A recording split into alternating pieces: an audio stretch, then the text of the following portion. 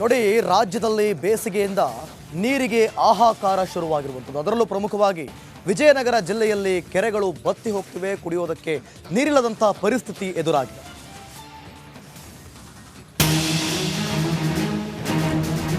ನೀರಿಲ್ಲದೆ ಖಾಲಿಯಾಗಿರೋ ಬೃಹತ್ ಕೆರೆಗಳು, ಬಿಸಿಲಿನ ಝಳಕ್ಕೆ ಬಾಯ್ಬಿಟ್ಟಿರೋ ಧರೆ, ಮಳೆಗಾಲದಲ್ಲಿ ಜಲ ತುಂಬಿ ನಳನಳಿಸುತ್ತಿರುವ ಕೆರೆಗಳೆಲ್ಲ ವರ್ಣನ ಅವಕೃಪೆಯಿಂದ ಬರಿದಾಗಿವೆ.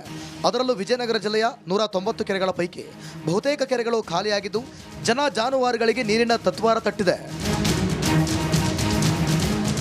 ಹೊಸಪೇಟೆ, ಕೂಡ್ಲಿಗಿ, ಹರಪನಹಳ್ಳಿ, ಹೂವಿನಹಡಗಲಿ, ಕೊಟ್ಟೂರು ತಾಲೂಕಿನಲ್ಲಿ ಜಲಕ್ಷಾಮ ಶುರುವಾಗಿದ್ದು ವಿಜಯನಗರ ಜಿಲ್ಲೆಯ ಅತಿದೊಡ್ಡ ಕೆರೆ ನಾಯಕನ ಕೆರೆ ಸಂಪೂರ್ಣ ಖಾಲಿಯಾಗಿದೆ.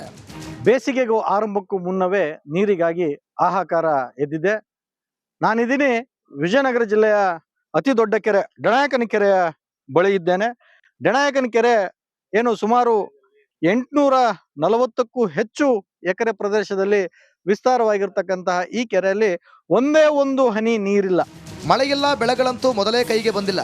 ಬಹುತೇಕ ಬೋರ್ವೆಲ್ಗಳಲ್ಲಿ ಅಂತರ್ಜಲ ಕುಸಿದಿದ್ದು ಹಿರೇಹಡಗಲಿ, ಕಾನಾಹೊಸಳ್ಳಿ, ಗುಡೇಕೋಟೆ ಹೋಬಳಿಗಳಲ್ಲಿ ನೀರಿಗೆ ಹಾಹಾಕಾರ ಶುರುವಾಗಿದೆ. ಇತ್ತ ನೀರಿನ ಸಮಸ್ಯೆ ಬಗೆಹರಿಸಲು ಜಿಲ್ಲಾಡಳಿತ ಸಜ್ಜಾಗಿದೆ.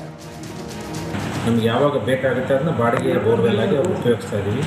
ಈಗ 40 ಗ್ರಾಮ ಪಂಚಾಯಿತಿಯ 67 ಗ್ರಾಮಗಳಲ್ಲಿ ಈಗಾಗಲೇ 73 ಬೋರ್ವೆಲ್ಗಳನ್ನು, ಖಾಸಗಿ ಬೋರ್ವೆಲ್ಗಳನ್ನು ತಿಂಗಳಿಗೆ ಬಾಡಿಗೆಯಂತೆ ತೆಗೆದುಕೊಂಡು ನಾವು ಆ ನೀರನ್ನು ಸರಬರಾಜು ಮಾಡ್ತಾ ಇದ್ದೀವಿ. ಮತ್ತು 3 ತಾಲೂಕುಗಳಿಗೆ, ಕೊಟ್ಟೂರು, ಅಗರಿಬೊಮ್ಮನಹಳ್ಳಿ ಮತ್ತು ಕೂಡ್ಲಿಗಿಗೆ ನಾವು ಬನ್ನಿಗೋಳ ಜಾಕ್ವೆಲ್ಲಿಂದ ನೀರು ಕೊಡಬೇಕಾಗಿತ್ತು. ಈಗ ಬನ್ನಿಗೋಳ ಜಾಕ್ವೆಲ್ನಲ್ಲಿ ಸಂಪೂರ್ಣವಾಗಿ ನೀರು ನಮಗೆ ಖಾಲಿಯಾಗಿದೆ.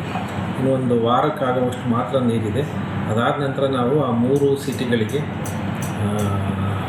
ಬೋರ್ವೆಲ್ಗಳಿಂದಲೇ ನಾವು ನೀರನ್ನು ಕೊಡಬೇಕಾಗಿದೆ. ತುಂಗಭದ್ರಾ ಜಲಾಶಯ ಪಕ್ಕದಲ್ಲೇ ಇದ್ದರೂ ಕರ್ನಾಟಕದ ಹಳ್ಳಿಗಳ ದಾಹ ತೀರುತ್ತಿಲ್ಲ. ಆದರೆ ದೂರದ ಆಂಧ್ರ ಪ್ರದೇಶ, ತೆಲಂಗಾಣಕ್ಕೆ ನೀರು ಕೊಂಡೊಯ್ಯುತ್ತಿರೋದು ಮಾತ್ರ ವಿಪರ್ಯಾಸ. ಕೆ. ಸುರೇಶ್ ಚೌಹಾಣ್, ರಿಪಬ್ಲಿಕ್ ಕನ್ನಡ, ವಿಜಯನಗರ.